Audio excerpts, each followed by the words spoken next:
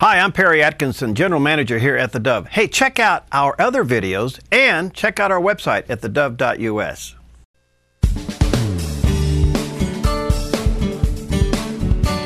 Okay, we're back and delighted to have with us today Charlie Kirk. He's the founder and the executive director of Turning Point USA. And he's going to share with us some stats that have come out from an earlier survey done by Harvard University Institute for Politics. And hi, Charlie. Good to see you. Thanks for having me. Hey, tell us, first of all, what is Turning Point USA? Turning Point USA is a national grassroots student movement dedicated towards educating, empowering, and energizing young people around values such as free markets, limited government, and fiscal responsibility. You're conservative. Oh, I'm a free market connoisseur, and I believe in limited government and the Constitution and liberty. You the man. Okay. Well, this Harvard University Institute survey, fascinating. 32% of millennials now only trust the president. What happened to the other two-thirds?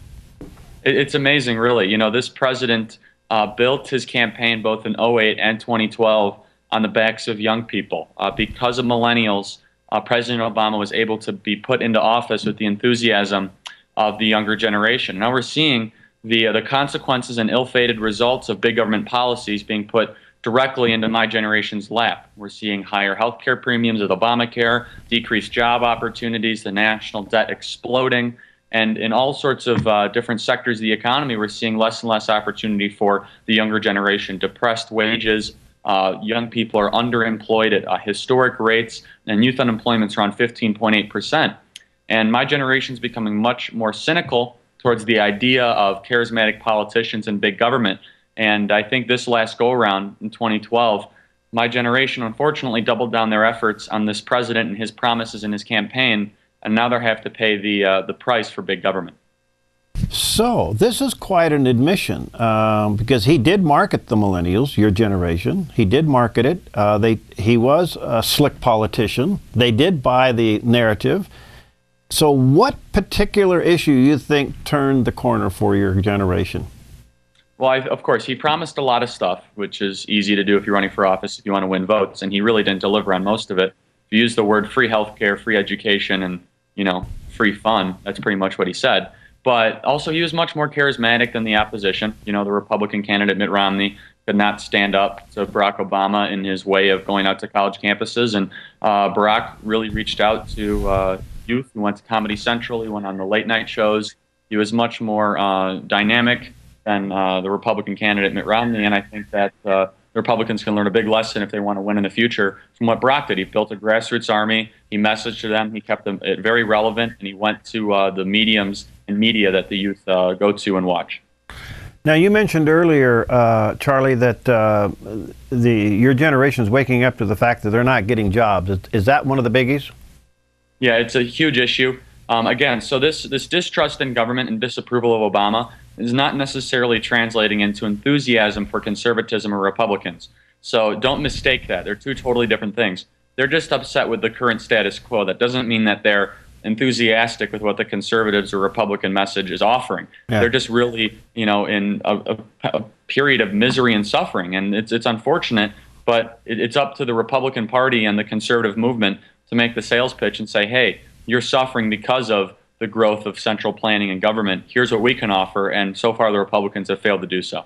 I'm hearing you say that you get it and your generation get it more than the politicians do. Oh, the politicians are so out of touch. It's unbelievable. You know, 1% of America are millionaires. 50% of Congress is millionaires. To give you an idea, the leadership in Congress, I think the Speaker of the House, the former Speaker of the House, Nancy Pelosi, and Harry Reid, they've been in Congress longer than I've been alive. It's a terrible system that we've created. It's a self-perpetuating, proliferating system that feeds on itself, where we have politicians feeding off hardworking taxpayers and Americans, and our voice has decreased tremendously over the past 20 years, especially with executive actions and pork barrel spending and earmarks, and we're seeing everyday Americans be taken advantage by the growth of government. Charlie, how does your generation stay from becoming so cynical that they won't turn out for the election? Yeah, I mean, we're going to see record low turnout, I think, in this election cycle. And I don't necessarily think that's an awful thing. I think they need to send a message to, politicians that they're fed up. But unfortunately, whether or not they show up, there's still going to be laws put in place, and there's still going to be politicians showing up. I would love to see more common sense type policies put in place, such as term limits and restrictive lobbying things. So if you're a former member of Congress, you have to wait a certain amount of time before you become a lobbyist.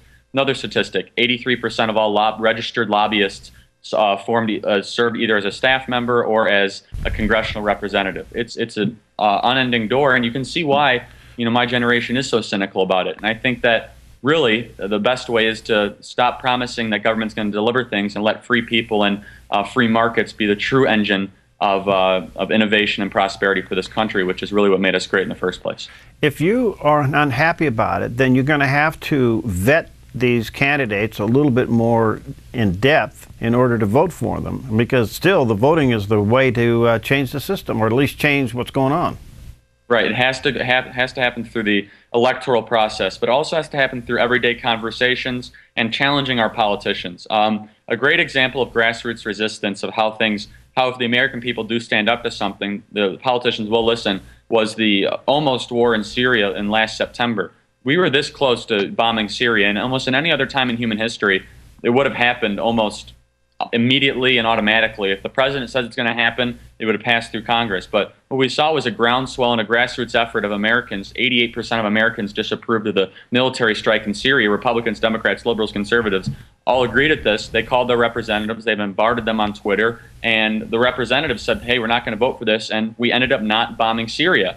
And it's a great example of how everyday Americans, if they do get engaged, the politicians have to answer to it. But we see that happen. It's like a black swan event. It might happen once every 4 or 5 years. But if the American people got engaged and learned from that specific incident, we might be able to have more substantive policy changes happen more frequently through the voice of the American people standing up to the political class. You're an outstanding spokesman. Let me ask you this as a side note. Does your generation care about Benghazi? Oh, that's so funny. We did a video where I went to New York University. This was back in January, and anybody wants to look it up, you can go to our website, turningpointusa.net. And I went around, and it was somewhat of a parody, but unfortunately, as Mark Twain said, I'm never more serious than when I'm joking. So I went around to students at NYU University, right outside the International Studies building, and I'd ask these kids, what's your major? And they'd say International Studies. And I'd say, hey, New York University is offering this new study abroad program in Benghazi. Would you be interested? And these kids would say one of three things. Oh, sure, that sounds like a lot of fun. What's Benghazi? Or I'm not really sure. I think I'd be interested. Total ineptitude about the entire happenstance of what happened in Benghazi. So the short answer is they don't even know what it is. I had one kid say that he thought it was a rap album, which was interesting. But no, my generation does not really care about those types of issues, unfortunately, and they should, because it's for lack of a better term, it's a blatant cover-up by this administration and the government at large, trying to protect their own political standing in an election cycle, changing the talking points and the truth so they can be protected. And now we're seeing really the truth come out, and we'll see what happens the next couple months with this special committee and with these more emails being released thanks to Judicial Watch's hard work. Yeah. If the millennials are turning away from the president for lack of trust and other things and delivery of promises, I'm not hearing you say that they're becoming Republican. No, they're not, and that's the whole thing. They're becoming cynical and distrustful. So it is an opportunity for Republicans. I think the second best thing for the Republican Party beyond them becoming conservatives is them not being liberal, because that means they won't vote for liberal, and it is an opportunity to win them over. But again, if the Republicans are going to continue, and again, there's different case studies. There are candidates that are popping up that run contrary to the typical Republican-type candidate. But if nationally we're going to continue to run presidential candidates that have been around politics for 20-plus years or are running simply because they're next in line, that is not a way to engage the next generation. Look, John McCain and Mitt Romney are great people. They're not engaging type charismatic candidates. There are people out there, good people, that should be running for office, such as Governor Nikki Haley from South Carolina. She's a dynamic leader. She's young. She hasn't been in politics very long. She used to be a mom that was concerned about the future of her country, ran for state rep, ran for governor, has done a tremendous job. Those are the types of leaders that the Republican Party needs to put forward. And my generation's not going to buy another old indentured member of the political Yeah, you're highlighting the problem within the party, and that is the establishment against the new, and we'll just have to see how it plays out.